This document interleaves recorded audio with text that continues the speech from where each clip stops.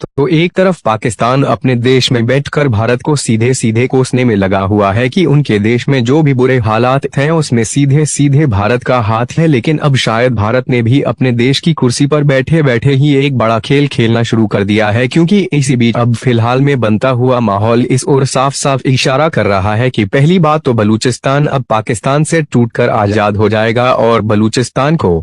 पाकिस्तान से आजाद होने में अब कोई भी ताकत नहीं रोक पाएगी। और दूसरी इससे भी ज्यादा कमाल की बात यह है कि इशारे इस तरफ जा रहे हैं कि न सिर्फ बलूचिस्तान पाकिस्तान से आजाद होगा बल्कि यह भारत में भी शामिल हो सकता है, क्योंकि खबर निकल कर आ रही है कि एक तरफ तो भारत में पाकिस्तान को ललकार हुए बलूचिस्तान की आजादी के नारे गूंज रहे हैं, वहीं अब बलूचिस्तान के लोग चाहते हैं कि भारत उन्हें पाकिस्तान से आजाद होने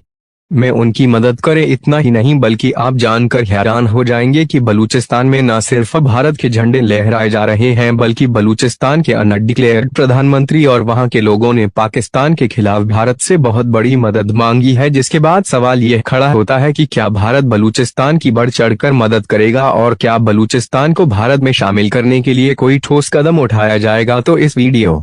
में पूरी डेवलपमेंट को आसान शब्दों में समझते हैं, लेकिन बलूचिस्तान पाकिस्तान के खिलाफ जाते हुए भारत की तरफ धीरे धीरे झुक रहा है। उसके लिए वीडियो को एक लाइक करके चैनल को सब्सक्राइब जरूर कर लीजिए, क्योंकि यह आपके लिए तो एक सेकंड का काम है लेकिन इससे हमारी काफी बड़ी मदद होती है। सबसे पहले आप इस मैप को ध्यान से देखिए। इसमें स्काई ब्लू और ब्लू कलर से हाईलाइट एरिया हमारे भारत का हिस्सा है, हालांकि पीओके पर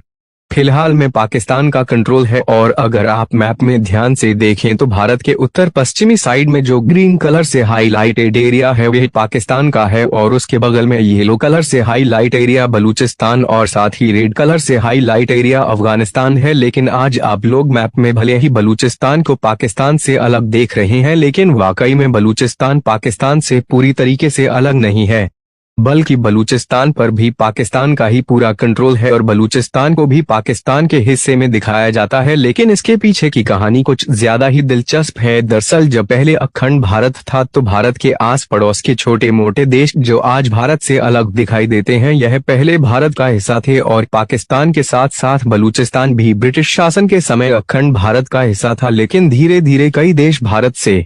टूटकर धीरे धीरे आजाद होते गए। फिलहाल कहानी दिलचस्प मोड़ तब लेती है जब 1976 के दशक में ब्रिटिश सरकार ने बलूचिस्तान को स्वतंत्र क्षेत्र का दर्जा दिया, जिसे उस समय कलात के नाम से जाना जाता था। और उसके बाद जब साल 1947 का द्वार आया तो भारत और पाकिस्तान के बीच उस समय पार्टीशन का द्वार चल रहा था, और इसी बीच भारत और पाकिस्तान की आजादी के समय बलूचिस्तान ने भी अपनी स्वतंत्रता की घोषणा की। भारत के विभाजन के बाद स्टेट ऑफ कलात यानी बलूचिस्तान करीब 227 दिनों तक स्वतंत्र राज्य रहा था। बलूचिस्तान पाकिस्तान में शामिल नहीं होना चाहता था और पाकिस्तान के संस्थापक मोहम्मद अली जिन्ना भी इससे सहमत थे, लेकिन अंग्रेजों के जाने के बाद ना तो भारत में देशी रियासतें स्वतंत्र रह पाई और ना ही पाकिस्तान में बलूचिस्तान का बड़ा हिस्सा सर्द रेगिस्तान है जो ईरानी पठार के पूर्वी छोर पर स्थित है। मौजूदा बलूचिस्तान 3 देशों में बटा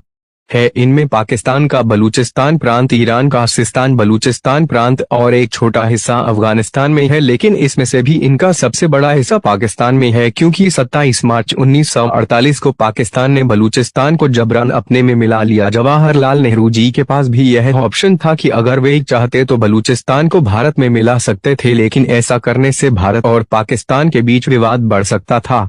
इसलिए नेहरू ने इस ऑफर को ठुकरा दिया। लेकिन हाल ही में बलूचिस्तान लिबरेशन आर्मी द्वारा पाकिस्तान की ट्रेन हाईजैकिंग के बाद यह मुद्दा एक बार फिर से गर्म हो चुका है, क्योंकि बलूचिस्तान के लोग पाकिस्तान से अब अलग होना चाहते हैं और यही कारण है कि उनके द्वारा पाकिस्तान की ट्रेन को जबरदस्ती हाईजैक किया गया ताकि अपनी आजादी की मांग को उनके द्वारा पूरा किया जा सके। लेकिन जिस समय यह पाकिस्तान से आजादी की मांग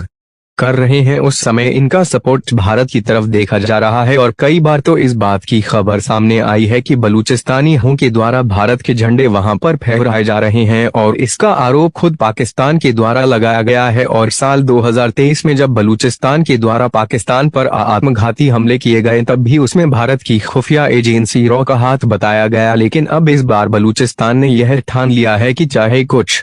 भी हो जाए और उन्हें किसी भी हद तक क्यों ना जाना पड़े, वे पाकिस्तान से अलग होकर ही रहेंगे और इन्हें मालूम है कि यह अकेले पाकिस्तान से आज़ादी पाने में कैपेबल नहीं है, इसलिए इन्हें भारत की मदद चाहिए। और खबर निकल कर आ रही है कि हाल ही में बलूचिस्तान की जो अनडिक्लेयर्ड प्रधानमंत्री हैं और वहां के जो लोग हैं उन्होंने भारत से मदद मांगी है और बलूचिस्तान चाहता है कि भारत भी उन्हें पाकिस्तान से आजाद होने के लिए